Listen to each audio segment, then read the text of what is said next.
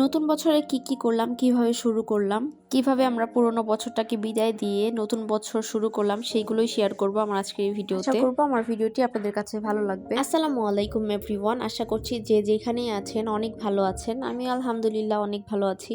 দেখতে দেখতে দিন চলে যাচ্ছে, বছরও চলে যাচ্ছে, আর তারই সাথে দেখতে দেখতে 2025 সালও আমাদের থেকে বিদায় নিয়ে নিল। 2025 সালটা সবার ভালো মন্দ মিলিয়েই কেটেছে।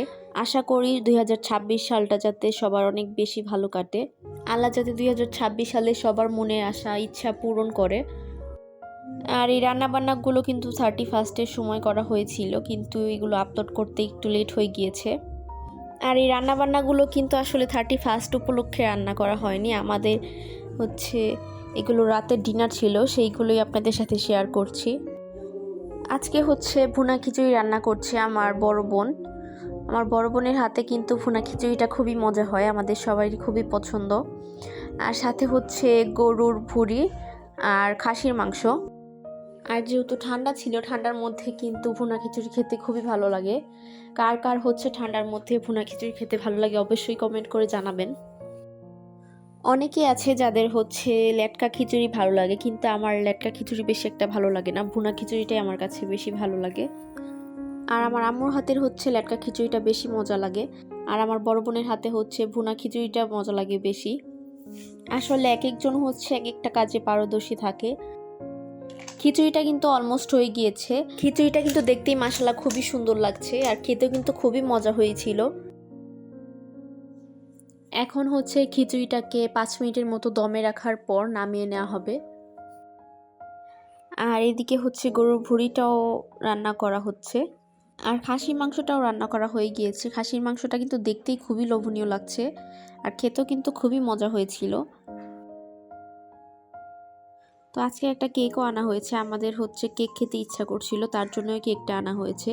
কেকটা কিন্তু হ্যাপি নিউ ইয়ারের উপলক্ষে আনা হয়নি, জাস্ট এমনিতে খাওয়ার জন্য আনা হয়েছিল। আর আমাদের বাসার পাশেই যেহেতু আজোয়া বেকারি আছে, তাই যখনই কেক খেতে ইচ্ছা করে তখনই সেইখান থেকে আনা হয়।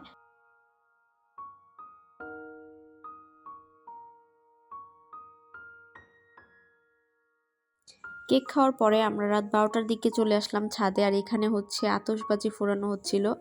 চারদিকে বিভিন্ন কালারের আতশবাজি ফোড়ানো হচ্ছিল, দেখতে কিন্তু খুবই ভালো লাগছিল তখন। তো এগুলো দেখার জন্যই রাতের বেলা ছাদে চলে আসছি সবাই। তো এখন আমরা ঘরে চলে আসলাম। এখন এসে দেখলাম এখানে একটা সবজি তরকারি রান্না করা হয়েছে, আর খিচুড়িটাও যেহেতু হয়ে গিয়েছে, এখন আমরা খাওয়া দাওয়া করে নিব। তো খাওয়া দাওয়ার আসলে ভিডিওটা করা হয়নি। এখন চলে আসলাম পরের দিনের ভিডিও নিয়ে। আমরা পরের দিন একটু ঘুরতে বের হয়েছিলাম, তো এখন একটা রেস্টুরেন্টে চলে এসেছি।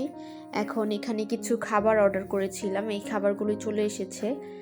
এখন আমরা খাওয়া দাওয়া করে নিব। আর আমরা এসেছিলাম ডাইনিং লঞ্চে। এখানের খাবারগুলোও কিন্তু খুবই মজা, এই পাস্তাটাও কিন্তু খুবই মজা ছিল, বিশেষ করে সাথে সবগুলো খাবারই মজা ছিল। তো আমার আজকের ভিডিওটা এই পর্যন্তই। আশা করব আপনাদের কাছে ভালো লেগেছে। ভালো লেগে থাকলে আমার ভিডিওটিতে একটা লাইক দিবেন, আর আমার চ্যানেলটিকে সাবস্ক্রাইব করে আমার পাশেই থাকবেন।